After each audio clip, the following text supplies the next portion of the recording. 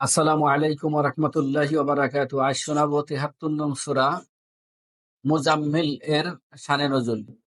এই সূরাটি নাজিলের প্রেক্ষাপট নিয়ে বিস্তারিত কথা বলেছেন আয়েশা রাদিয়াল্লাহু তাআলা আনহু।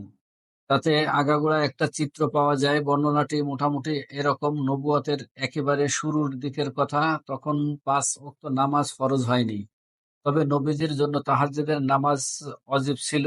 সারা রাত জেগে তাকে ইবাদত করতে হতো। ভোর পর্যন্ত নামাজ আর তিলাওয়াতে ডুবে থাকতেন। তার দেখাদেখি অন্যরাও এসে যোগ দিত লাগলো তাহাজ্জুদে। এমনকি এক সাহাবী তার ঘুম তাড়ানোর নিজেকে দড়ি দিয়ে খুঁটির সঙ্গে বেঁধে নিয়েছিল। নবীজির চিন্তায় পড়ে গেলেন, তাহাজ্জুদ আবার উম্মতের উপর ফরজ হয়ে যায় কিনা।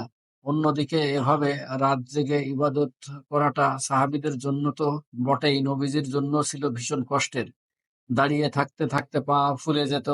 পরিস্থিতি যখন এই এই আল্লাহ তখন সূরা মুজাম্মিলের শুরুর অংশ নাজিল করে ব্যাপারটা সহজ করে দিলেন।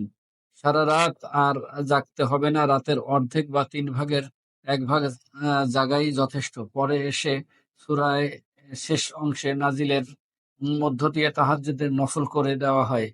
এর বদলে তো ফরজ করা হয় ৫ ওয়াক্ত নামাজ। আর সূরার মাঝে অংশটা নাজিল হয়েছে নবীজিকে সান্ত্বনা দেওয়ার জন্য। মক্কায় নেতা গোছের কিছু লোক কুরআন ও রাসূলকে নিয়ে হাসি ঠাট্টা করছিল। আল্লাহ জানিয়ে দিলেন, ওদের কথায় পেরেশানি হবার কিছুই নেই। ওদেরকে আমার হাতে ছেড়ে দাও। ওদের শায়েস্তা করার জন্য আমি যথেষ্ট।